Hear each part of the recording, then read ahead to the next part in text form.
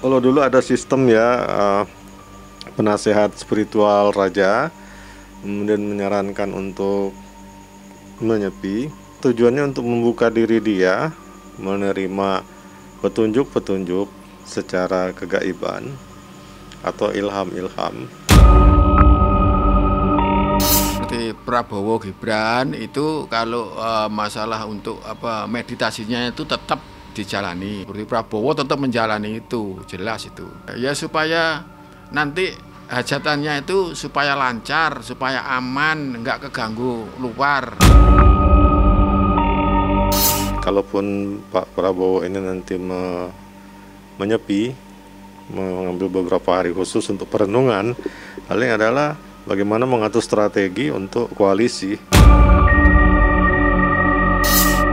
Karena seorang pemimpin yang betul-betul mulia, pemimpin yang siap untuk tempur, lebih baik diam. Itu adalah rahasia seorang yang mau jadi raja.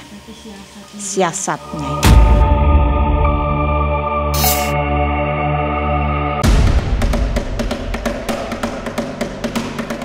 Proses pemilihan presiden dan wakil presiden sudah selesai. Prabowo Subianto dan Gibran Rakabuming Raka dinyatakan sebagai pemenang oleh Komisi Pemilihan Umum. Meski hasil pemilu masih digugat di Mahkamah Konstitusi. Selain gugatan di MK, lawan-lawan politik Prabowo Gibran semakin gencar melancarkan serangan, termasuk lewat hak angket DPR RI. Tapi sikap Prabowo justru sebaliknya, lebih banyak diam atau melakukan gerakan sebaliknya, yaitu mendekati sejumlah tokoh untuk sebuah rekonsiliasi.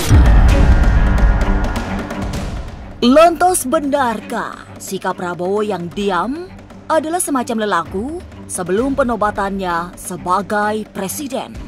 Lalu, adakah ritual-ritual khusus yang ia lakukan sebagai calon pemimpin? Meski sudah modern, tapi benarkah semua presiden Indonesia sesungguhnya masih memakai pakem-pakem spiritual? Jangan dulu berlalu, masih akan banyak keganjilan terjadi di sini. Dan jangan lupa subscribe, like, share, dan komen agar tak ada yang terasa ganjil di sekitar Anda.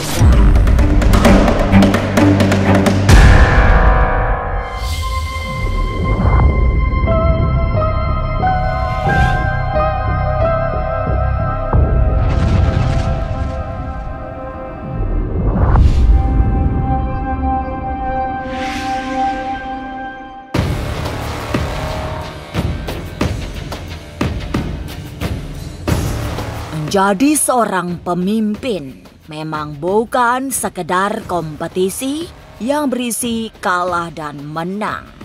Ada urusan batin serta yang utama, wahyu yang tidak semua orang memiliki.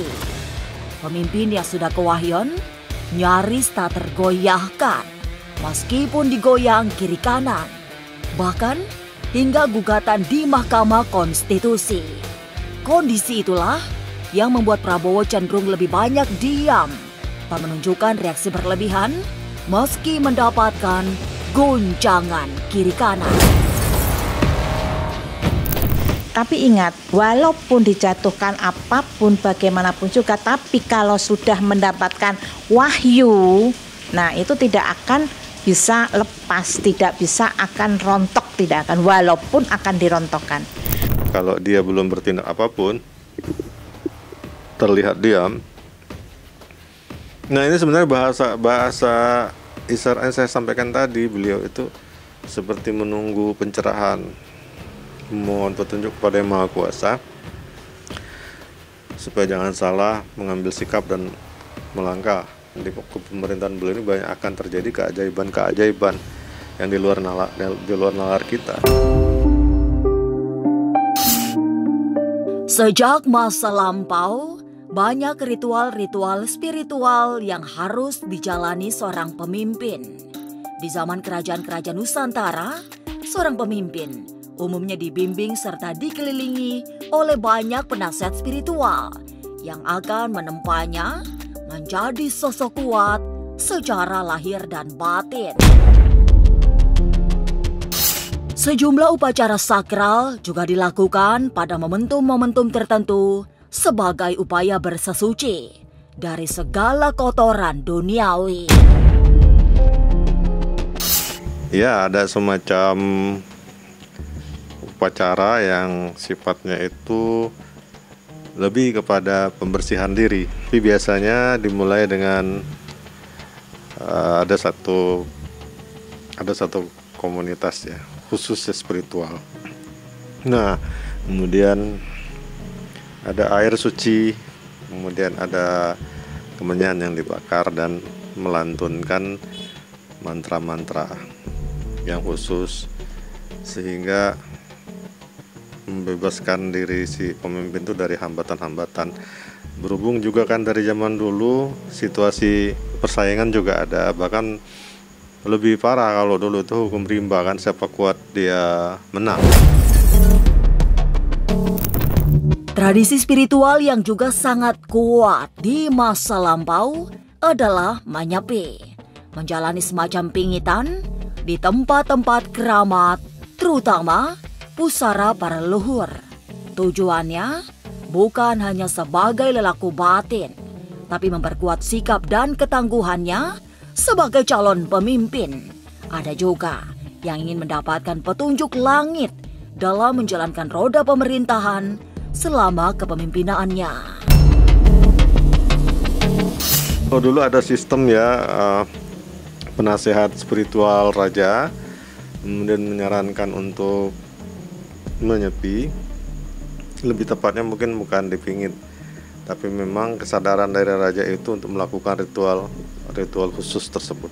Menyepi itu adalah tujuannya untuk membuka diri dia, menerima petunjuk-petunjuk secara kegaiban atau ilham-ilham atau pencerahan apa yang harus dia lakukan ke depannya. Lantas, benarkah meski sudah di era modern, Prabowo masih menggunakan ritual-ritual tertentu sebelum naik tahta sebagai presiden? Jelaslah, kita ini sebenarnya bangsa Indonesia itu sangat menghargai budaya spiritual.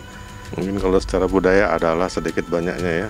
Walaupun Pak Prabowo ini nanti menyepi, mengambil beberapa hari khusus untuk perenungan, paling adalah bagaimana mengatur strategi untuk koalisi.